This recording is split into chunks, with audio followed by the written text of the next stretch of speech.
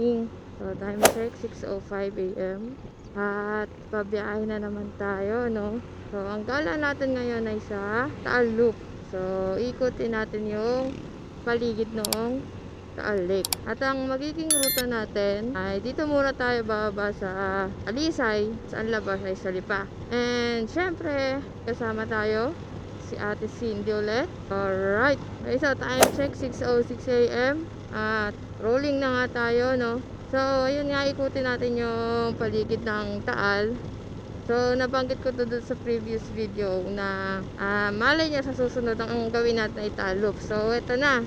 Gagawa na natin yung Taal Loop. At ang date ngayon ay April 12, Saturday.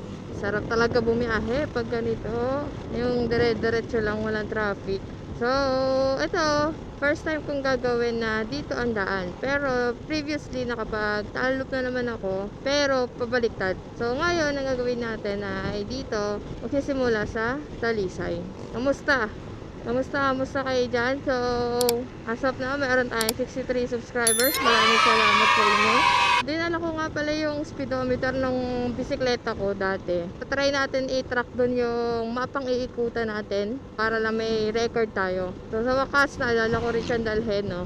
Kasi nung previous video natin, hindi ko siya nadala. Kaya hindi ko na-record yung ikot natin dun sa Marcos Mansion that time.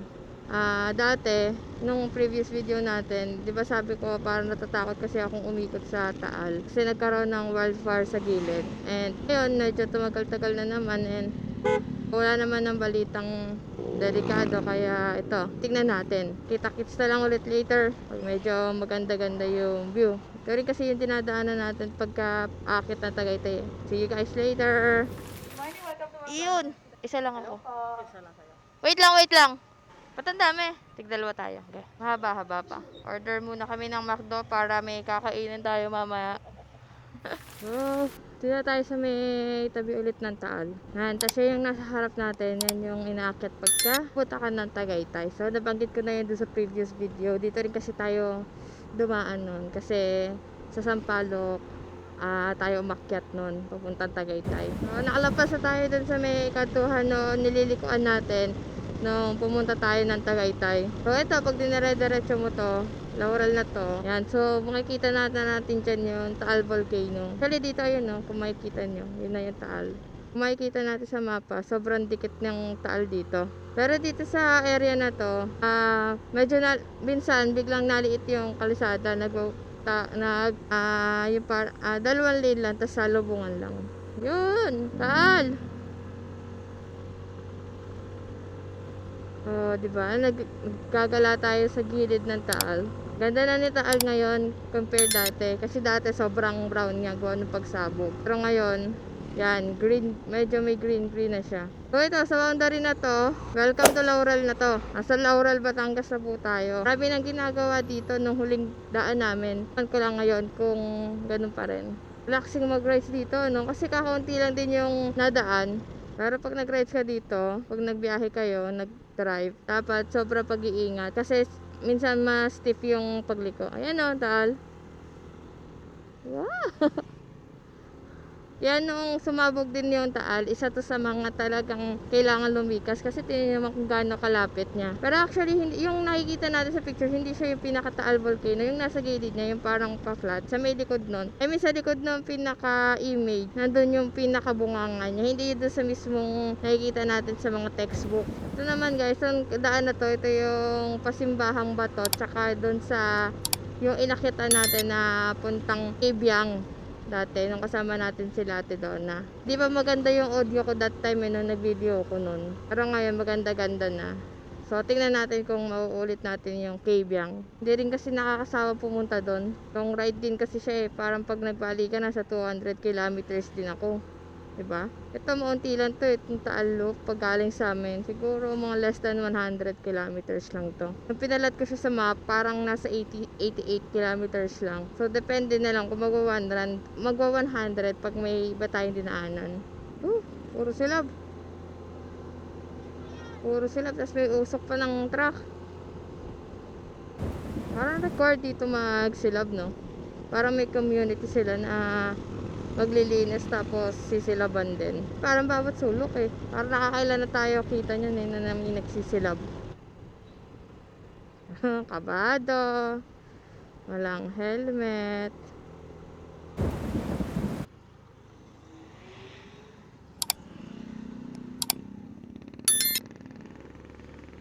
Tama kaya itong dinadaanan natin. Parang bagong kalsada to ah. Pinutol nila. So, balikan ko na lang ulit kayo later. Okay guys, so may mga hawak silang mga ballisting ting. Baka may requirement talaga sa kanila na tapat mo, linis mo. Ang galing naman. Kasi malinis nga naman ang paligid. Ayan, may nagsisilab pa rin. Ang galing. So, siguro dun sa bayan ng Laurel. Ganun talaga, no? Maka every Saturday yan. Wow, ang taas!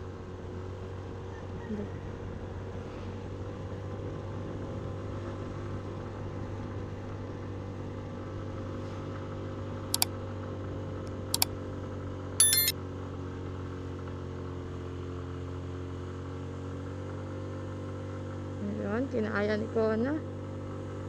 Ang galing talaga ni Kona. Yun, taal. Sa likod na tayo ng taal. Yung taal natin gilid na gilid.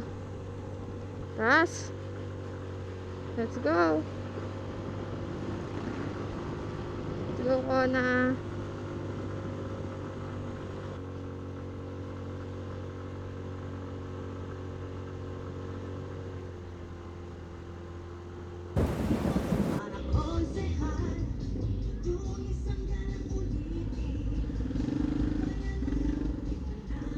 Yung ang liit na nga ng kalsada, nakaparking pa sa gilid. Sus ko po. So yung mga nakaano pa lang, mga nakabulon sa ulo, mga nangangampanya pala. Ay, ang dami nating makakasalubong na ganito. Taal pa rin oh. Lahat na makikita natin puro taal. Kasi, yun yung gagawin natin. Taal look. Kaya, halos makikita natin puro taal.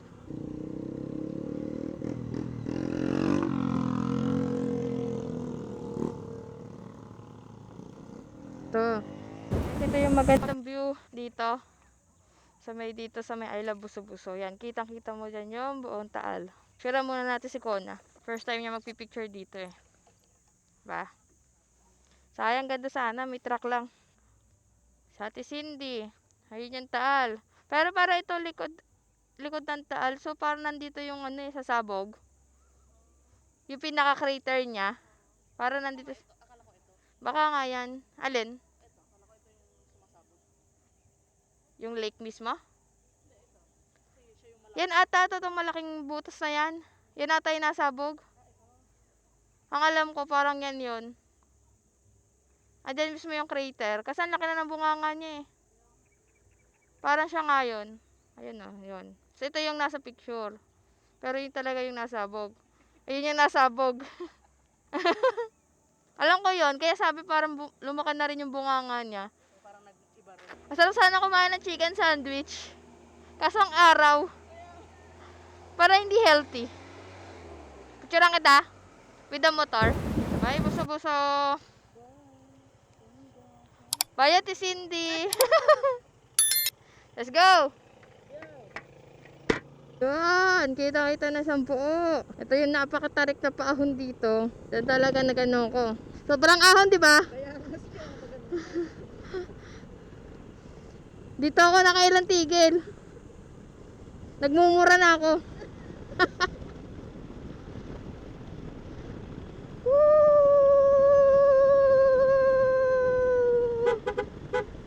Yeah.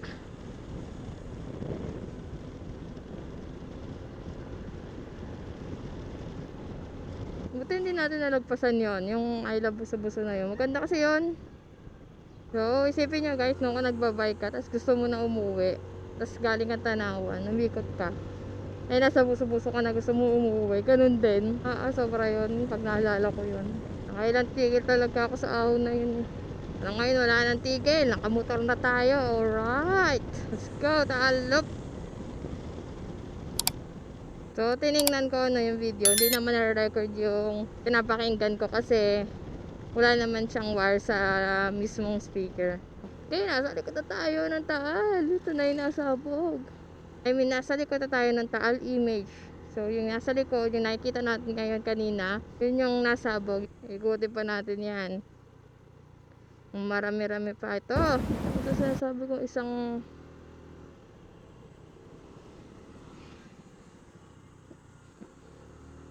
Hanap tayo ng isa pang tigilan para makakain naman sa atin sintin ng binili niyang chicken sandwich.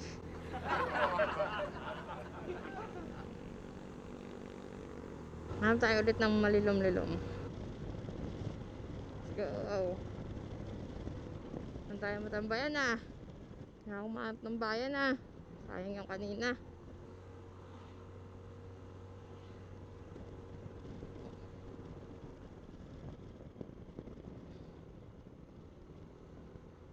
Imagine nyo guys, ito yung lugar na Mikas. Kasi isipin nyo naman oh, sobrang kadikit nila yung lake. Buti nga at least after 5 years, nagkakaroon ulit ng mga green, ganyan. Unlike dati, sobrang lahar lang to. Kasi sabi ko sa inyo guys, kaya maganda pag nagtaalop ka, dito ka sa baba, hindi ka aakyat sa Tagaytay. Kasi mas ma-appreciate mo dito yung view. Ma-appreciate mo si Taal ng malapitan. Init pala. Sarap sana tumambay. Pero ito yun eh. Yun o. Yung Taal. Parang walang kalsada ah. Tama naman no, kadikit na natin yung Taal. Yeah. Pwede tayo mga isda na tilapia. Sana yung baywalk. Maganda rin tambayan. Problema, ay mainit. So yun guys, balikan ko kayo kapag hanap tayo tatambayan para kumain. So dito tayo guys sa San Nicolas Baywalk. Tingnan natin kung masarap tumambay. So 800 meters na lang, doon na tayo. Buti na check ko agad sa mapa kasi papasok pala siya. So para sasadyain talaga siya. 600 meters na lang. Feeling ko tanaw na dito eh. Ayun, tanaw na nga. At least dito tayo kakain.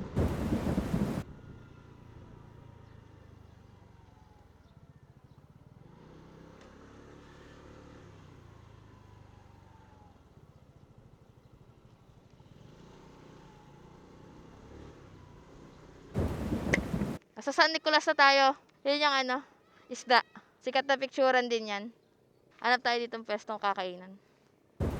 Hi guys, nandito na tayo ngayon sa may San Nicolas, Batangas. San Nicolas Baywalk.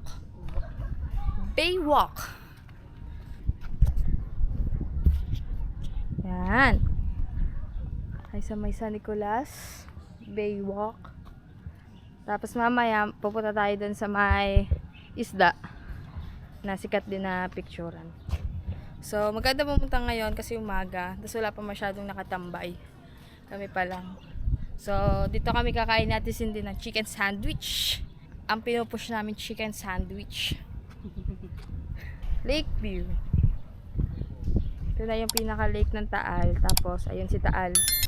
Yun pala yung image. So, part na siya ng Taal. So, gumanda na siya. Ay! Hindi siya gumanda. Gumanda na siya compared before. Kasi may mga harang-harang.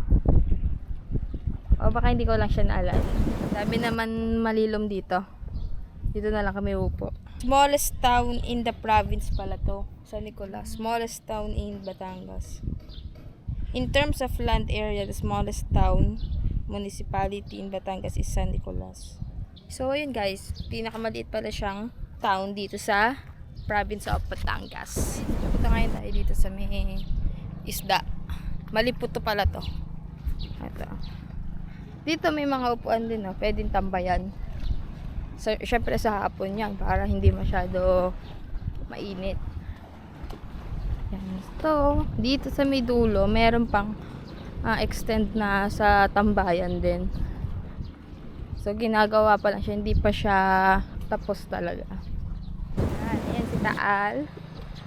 Tapos, ito yung sikat na picturean din. Ay, naano siya, oh. Natumba siya sa gilid, oh. Ba't kaya? Ayun, sira. Ayan, ang fish. Home of Maliputo. So, mura dito ang Maliputo. Tapos ito si Radin. Ano kaya nangyari dito?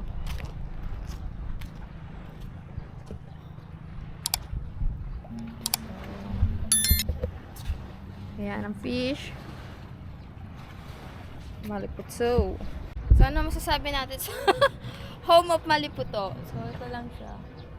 Puro crack-crack na rin. Matama. Wala pa kami masabi kasi hindi pa namin natin yung malit. Puro crack-crack na rin siya. The home of Maliputo. Okay, so pupunta na kami sa Taal Church. Let's go! Baray, San Nicolas.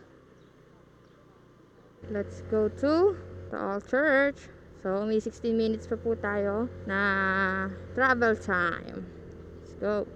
So, nakita nyo kanina, ano, ganda tumambay sa San Nicolas Baywalk. So, sulit yung pagpasok natin sa kanya.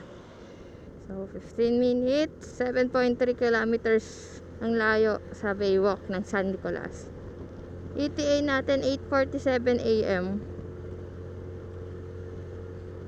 Kita-kits pag nasa may Taal Church na tayo, pag malapit na tayo doon. Right, dito na tayo sa may Taal, Batangas. Let's go! Rides lang.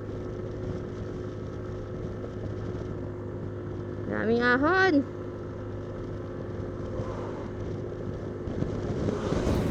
Okay, kung saan tayo tinadala ni Maps. Tingnan natin. First time ko dumaan dito sa area na to. Yun, ang taal na ko nga naman.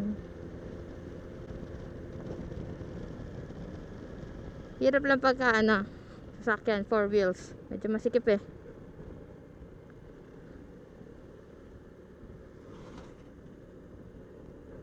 Gilid-gilid tayo pinadaan ni Maps, no? Siguro kasi mas mabilis dito. Malapit na tayo sa church. So, nakalagay dito 800 meters. Turn left daw dito.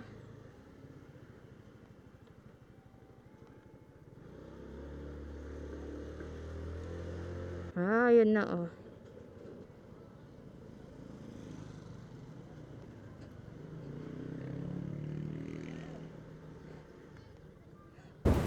Wala natin ang kandila. Iyak ka to.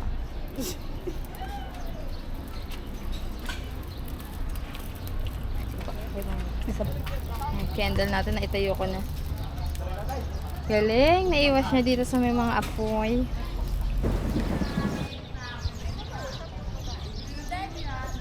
Gulo. Hi. Dito na tayo sa Taal Church.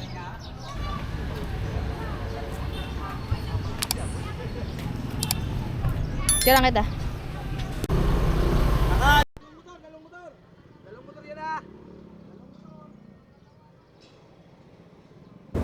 So, yun. Kakatapos lang natin, kakalis lang namin dito sa Basilica Church, Taal Basilica Church. So, ito yung arkong maganda din na nagwe-welcome sa Taal. So, next stop natin ay sa Mount Carmel na. Sa Lipa na yun. So, patapos na rin yung loop natin kasi ang daan nito sa Alitagtag na. Tapos sa Cuenca, ang labas nun sa Lipa na. So, ayun, dire-diretso na rin to. Wala naman tayo ibang pupuntahan na, ito lang. So, let's go! Dire-diretso na ulit to. Wala naman sana masyadong traffic na. Siguro magkaka-traffic sa Lipa na. Pero dito sa dadaanan namin hanggang Cuenca, feeling ko wala naman siyang traffic pa. Kakasakto, lunch time na lang din sa Lipa. Doon na tayo maghanap ng kakainan. Meron pa tayong 31 kilometers para makarating sa Mount Carmel. Actually, out of way na siya sa Taal, pero okay lang kasi lalabas din naman tayo ng Lipa para at least madaanan natin at the same time. Request natin si yun eh. Lagi kasi sila doon nagsisimba dati. Ayan, so titirik lang kanila tapos bibisita sa church. And then, ayun, tingnan natin kung ano mangyayari mamaya. Ngayon, time check, 9:26 AM. And papunta na po tayo sa Lipa. Ngayon, nandito pa rin tayo sa may Agoncillo, Batangas Road. Dire-diretso lang daw. Sundan lang natin si Map. Kasi hindi ko rin medyo gamay ito eh. So, sundan lang natin si Map dito. And sana wala nga traffic, no? Medyo mainit na rin. Pero okay lang. Kaya pa. So, isang oras pa. Isang oras tayong dire-diretso. 29 kilometers na lang.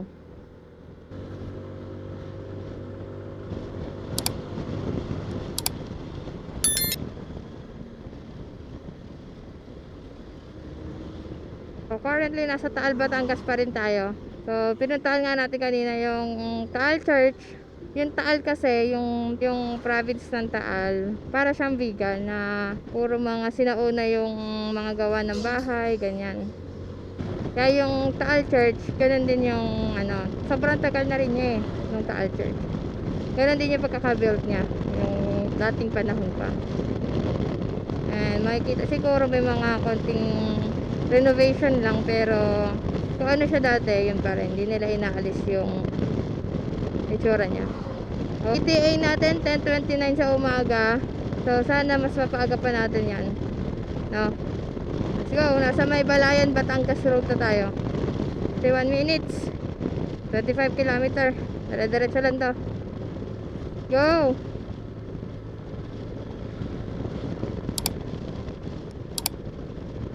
Natin sayangin na pagkakataon. Bilisan na natin kung kaya natin bilisan.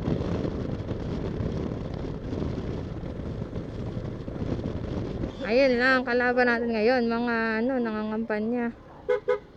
Kalat sila. Okay, ito na yung simbahan ng Alitagtag. Yan, yung nasa right side. Tapos sa kaliwang side niyan, merong Alitagtag na name. Ayun. Tsuran din siya dati pag nakabike. Diba? Daming truck. Daming truck na kalaban.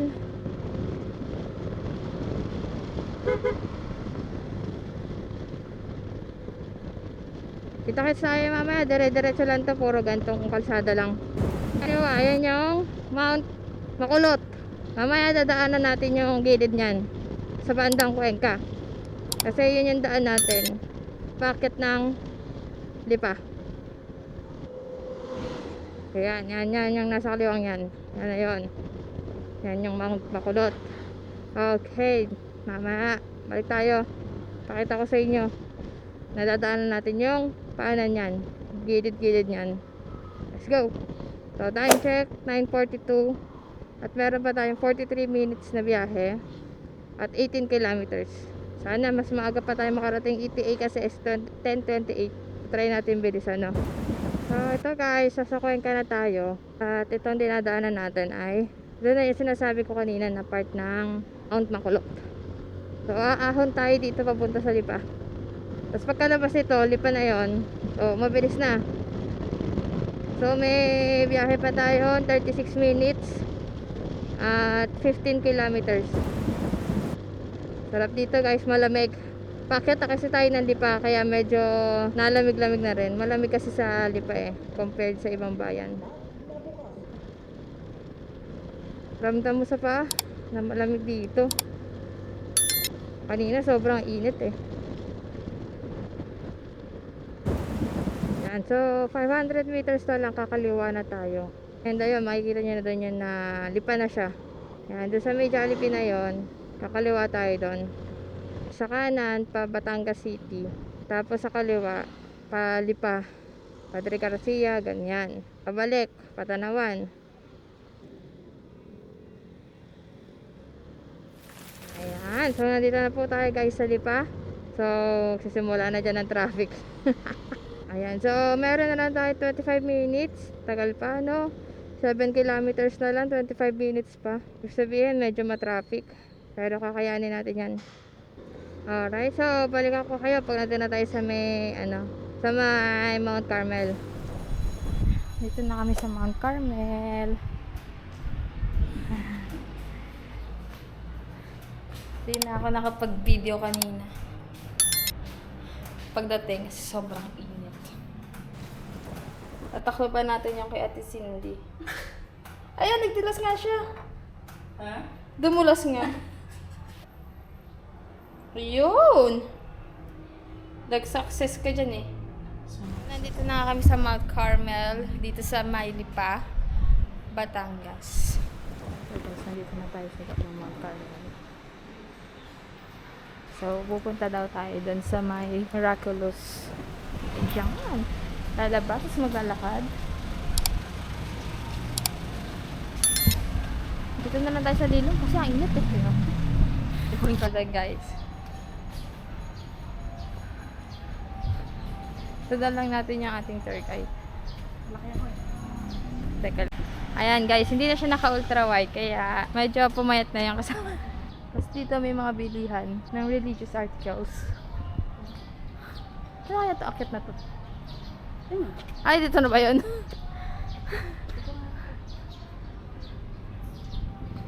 Yan. Pwede na pumasok. Ha? Pwede na pumasok. Pero doon kasi sa dasalan naman. Baka ano to yung samang, ay hindi, nandun yung ano eh. Yung ano.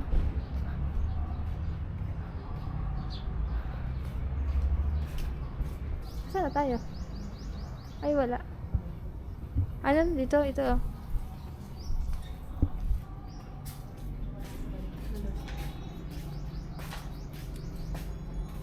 Naligaw lang tayo itong pinsan Para natin. makita niya lang yung ano, yung bagong. Sige, i-vlog kita. Ma'am, so ano po masasabi niyo dito? Ito po yung bagong attraction. So, akit tayo dito sa hagdan kanina. Please observe silence. Hindi tayo pwede magingay, guys.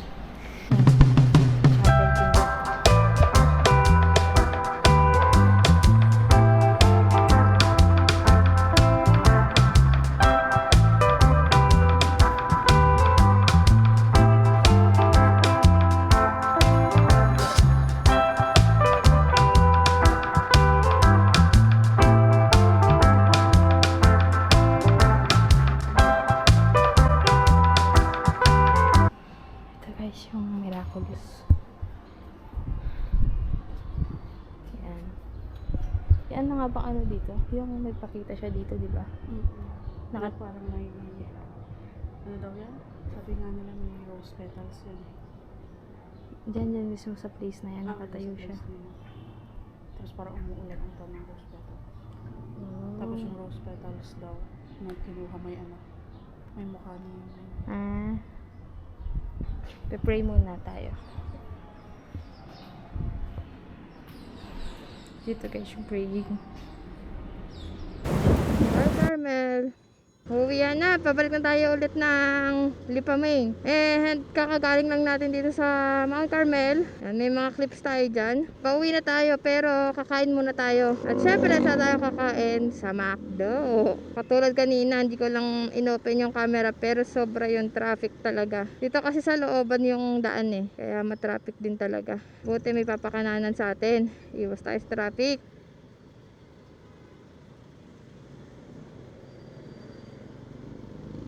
Sobrang init. Sobrang init ng biyahe natin na to. And feeling ko mangingitim ako dito. Pero okay lang. Maliligo na lang tayo araw-araw.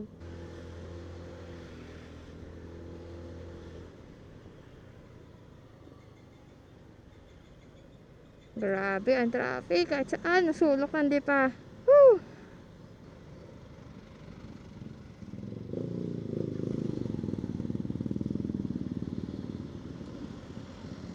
Alright guys, balikan ko kayo pag nandun na tayo sa kainan. Alis muna tayo sa traffic no.